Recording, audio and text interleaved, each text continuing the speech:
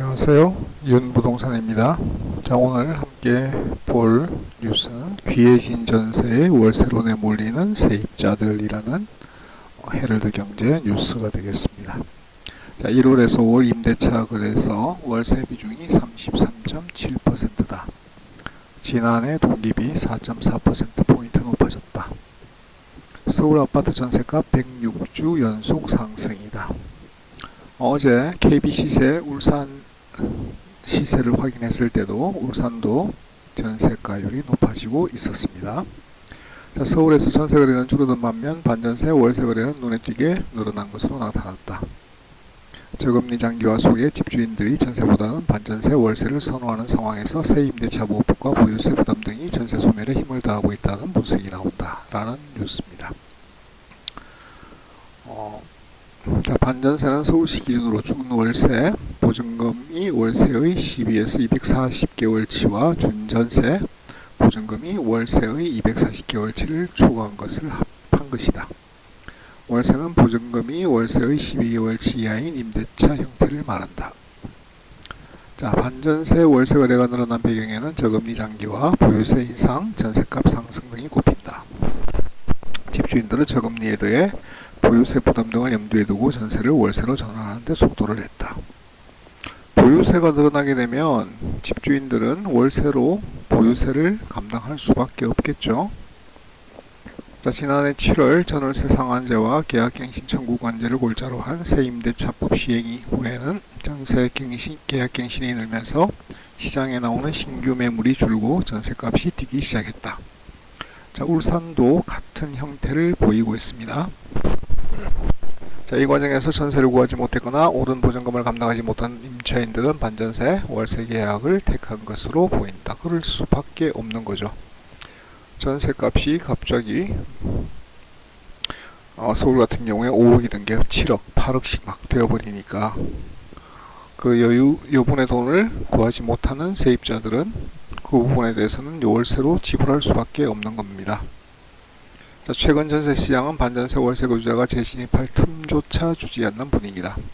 자, 서울은 청약대기, 학군 수요 등으로 전세 수요가 꾸준했는데 임대차 3법의 마지막 퍼즐인 전월세 신고제 시행에 강남권 재건축 단지 이주 수요 등까지 맞물리면서 매물 부족 현상이 심화했다. 자, 부동산정보업체 아실에 따르면 서울의 전세 물량은 최근 3개월 사이 15.6% 줄어든 2만 156건으로 집계됐다. 한국부동산원 기준으로 서울 아파트 전세값은 이달 5일까지 106주 연속 상승세를 이어갔다. 자, 지난번에 제가 울산의 중구의 전세 아파트 물건에 대해서 한번 소개를 드린 적이 있습니다. 7월 첫 주 기준으로 중구의 아파트 전세 물건이 총 89건 밖에 없었습니다. 자, 복산동을 살펴보게 되면 동아 아파트, 굉장히 낡은 아파트 한 건 있죠. 물망초, 굉장히 낡은 아파트 한 건, 번영로 산이 다음 2단지, 이건 신축인데 요거 2건 있죠. 복산 아이파크 3건, 정호 아파트 굉장히 낡은 아파트인데 2건. 특히 신축 경우에는 몇몇 단지를 제외하고는 전세 물건이 굉장히 많이 사라진 상황입니다. 자, 그렇다면 무주택자 입장에서는 지금 어떻게 해야 될 것인가를 한번 생각해 볼까요?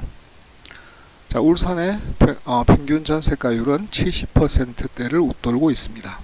많은 곳은 90%대인 전세가율을 기록하고 있는 아파트 단지도 있습니다. 자, 그러면 가격은 올랐고요. 실수요자들은 오른 가격이 부담스러워서 지금 매수를 미루고 있을 상황이지만 6월, 7월, 8월 이때가 실수요자는 주택을 구입할 적기가 될 것 같습니다.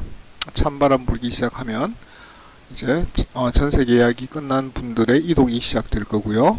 그렇게 되면 전세 살던 분들은 잠재 구매자가 될 가능성이 높죠. 전세가율이 높아지기 때문에. 그렇게 되면 높은 전세가율 때문에 매매 가격을 밀어올리는 현상이 반복될 가능성이 있습니다. 그래서 지금 무주택자이신 분들은 9월 오기 전에 주택 구입을 한번 생각해 보시는 게 훨씬 낫지 않을까라는 생각을 해봅니다. 자, 오늘은 전세 물건이 줄어들고 있다. 전세 물건이 사라지고 반전세, 월세로 급격하게 이동을 하고 있다는 뉴스를 같이 살펴봤습니다.